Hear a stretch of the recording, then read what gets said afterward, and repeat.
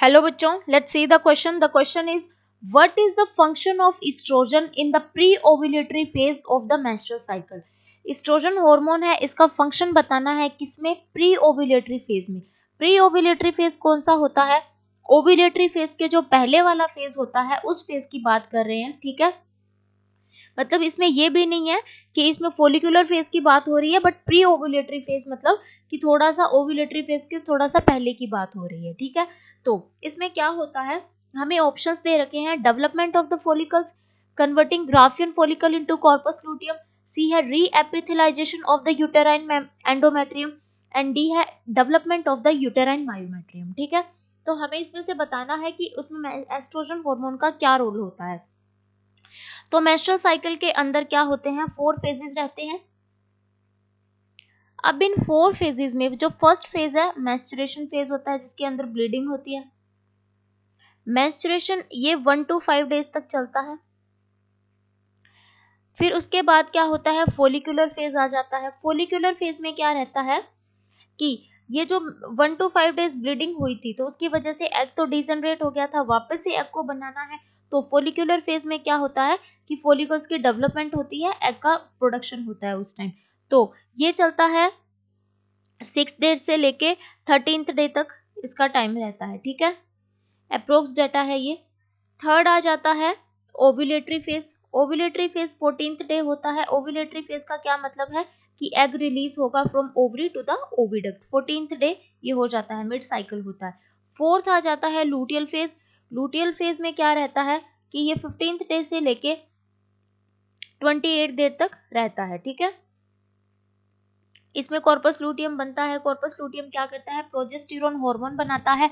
और उस progesterone hormone से क्या होता है कि जो एंडोमेट्रियम की लाइनिंग है वो थिकन होती है, यूट्रस प्रिपेयर होता है फॉर द इम्प्लांटेशन. किसकी इम्प्लांटेशन? ओव्यूलेटरी फेज के अंदर ये जो 14th डे एग रिलीज हुआ था ओविडक्ट के अंदर, अगर ये बाय चांस फर्टिलाइज हो जाता है तो उसको इम्प्लांट कहाँ होना है? उसे होना है यूट्रस की एंडोमेट्रियम लाइनिंग के अंदर. तो उसे प्रिपेयर करने का काम करता है कौन? प्रोजेस्टेरोन. और प्रोजेस्टेरोन कौन सिक्रीट करता है? लूटियल फेज में कॉर्पस लूटियम बनती है, वो सिक्रीट करती है. ठीक है, तो अब हमसे तो क्या पूछा गया है? एस्ट्रोजन हार्मोन के बारे में पूछा गया है. Estrogen hormone pre ovulatory phase के अंदर क्या करता है?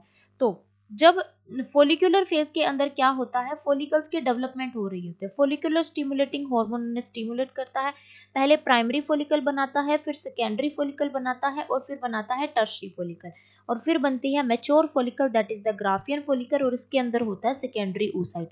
यहीं से ओव्यूलेशन होता है.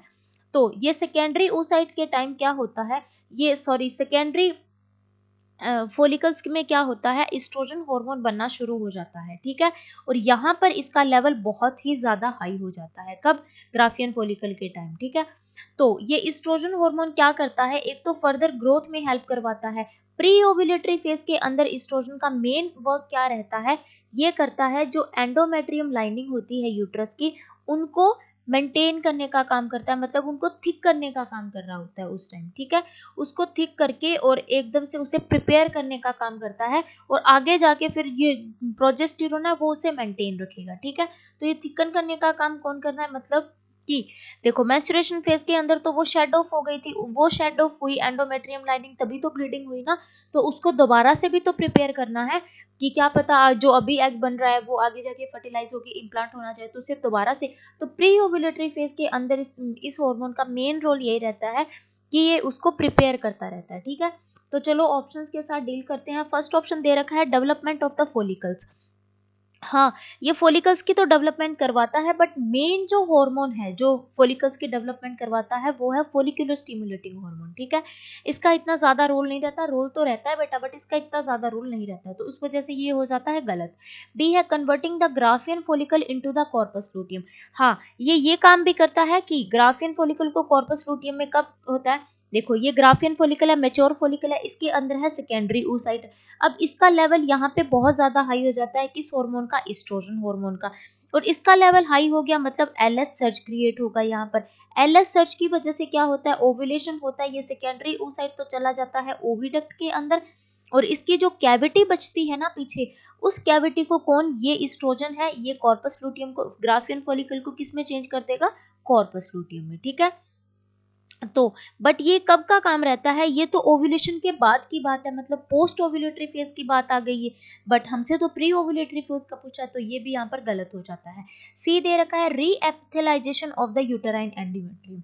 हाँ देखो यहाँ पर क्या हुआ था, रीजनरेशन की बात हो रही है, यहाँ पर ये डीजनरेट हो गई थी, इसकी रीजनरेशन कौन करवाता है, एस्ट्रोजन, तो यहाँ पर ये सही हो जाता है। डी बोल रहा है development of the uterine myometrium, ठीक है, यूटेराइन तो डेवलपमेंट करता है बट यूटेराइन मायोमेट्रियम को नहीं करता, ये यूटेराइन की एंडोमेट्रियम को करता है। मायोमेट्रियम क्या है, यूट्रस की मेनली 3 लेयर्स होती है, आउटर लेयर को बोलते हैं पेरीमेट्रियम,